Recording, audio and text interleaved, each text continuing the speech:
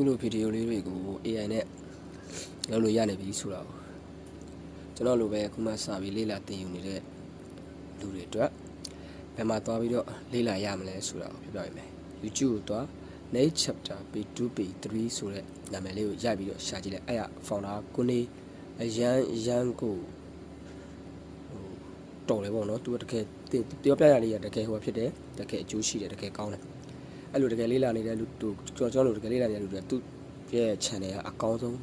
channel ပါဆိုတာကို recommend ပေးခြင်းတယ်အဲ့မှာသွားလေ့လာပါကျွန်တော်ကိုယ်တိုင်လည်းနောက်ကျရင်ဒီဟာလေးတွေကိုဒီဘယ်လိုလုပ်ရလဲဆိုတဲ့ပုံစံမျိုးလေးတွေတင်ပေးမယ်အခုလည်းကျွန်တော်စမ်းပြီးလုပ်ထားတဲ့ဟာလေးတွေ Okay